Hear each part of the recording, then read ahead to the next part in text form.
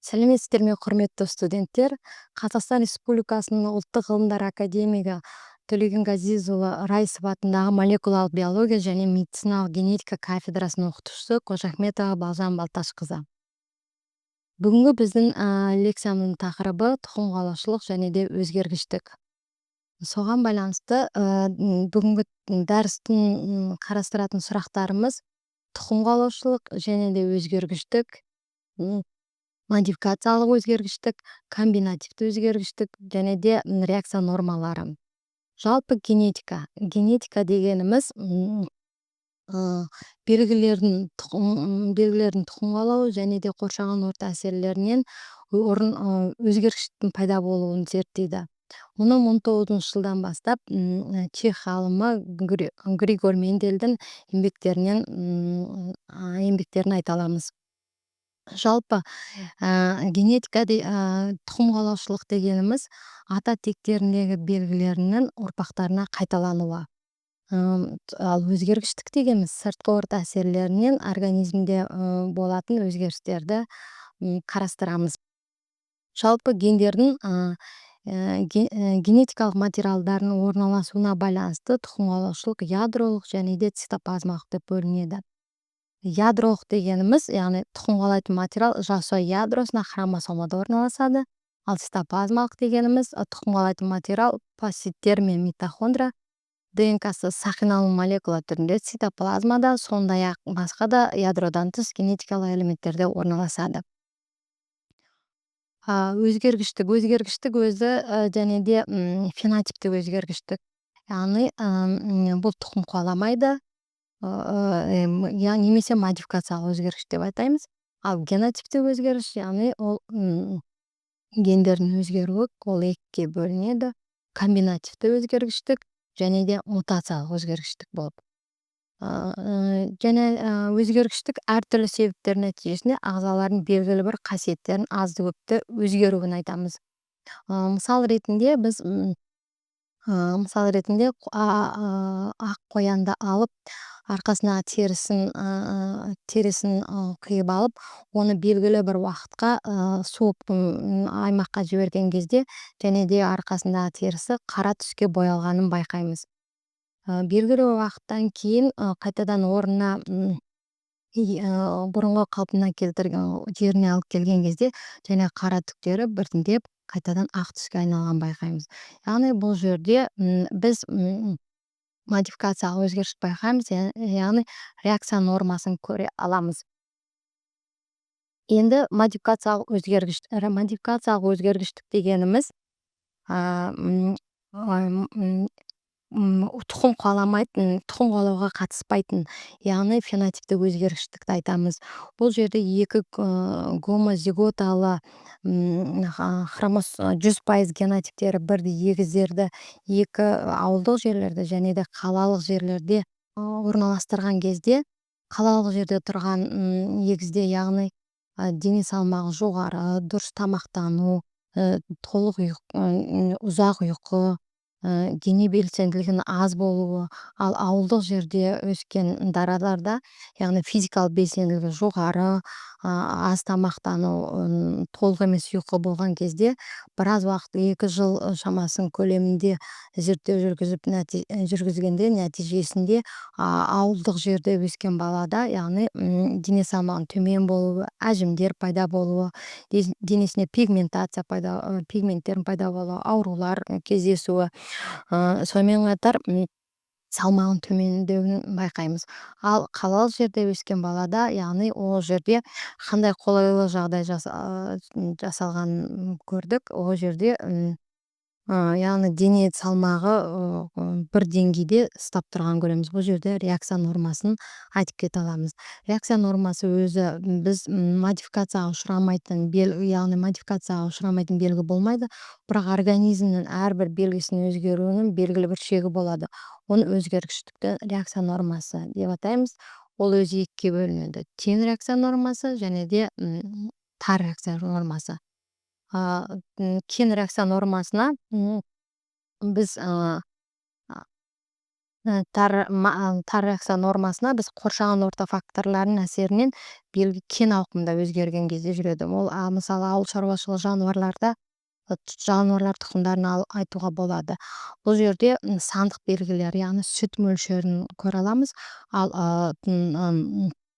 тар реакция нормасына қоршаған орта факторларының әсерінен тар шектерде өзгеруіне байланысты болады. Ол мысалы шаш күтімі, сүт майлы гүлдегі түс қанықтылығын айтамыз. Яғни бұл жерде сапалық көрсеткіштер көрінеді. Келесі бізде фенотиптік өзгергіштік және генотиптік өзгергіштік болады. Сонымен қатар фенокопия дегеніміз көрінісі бойынша мутацияға ұқсас ортаның қолайсыз факторлар әсерінен болатын фенотиптік өзгерістері. Мысалы жүктілік кезінде ішімдік ішу даун ауруының белгілерінің қайталануы мүмкін. Фенокопиялар тұқым қуаламайды, бірақ фенокопияға бейімділік тұқым қуалайды. Ал генокопия дегеніміз әртүрлі аллельді емес гендердің әсерінен түзілетін ұқсас фенотиптер. Әртүрлі гендер әлдермен қамтылған, яғни фенотиптен бірдей өзгерістері.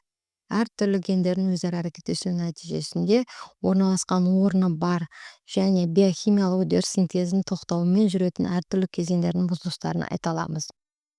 Енді жалпы өткен генотипті өзгеріс, фенотипті өзгеріс деп атадық. Енді генотипті өзгерісті екіге бөлінеді: комбинативті өзгеріс және мутациялық өзгеріс. Комбинативті өзгеріс дегеніміз тұқым қуалаушы материалдардың өзгермей сол қалпында қалып, жаңа комбинацияның негізінде пайда болады. Ал мутациялық өзгеріс деген тұқым қуалаушы материалдарының құрылымының және мөлшерінің өзгеру салдарынан туындайды. Мутациялық өзгерісті өзі гендік, геномдық, хромосомалық деп бөлінетін болса, ал комбинациялық, мутациялық өзгерістің зерттеу әдістері бұл биометрия, яғни биологиядағы топталған қасиеттерге математикалық талдау жасайтын белгілердің өзгергіштігін зерттейтін ғылым. Ол жерде бізде жиынтық, бірлік, жиынтық объектісі алынады.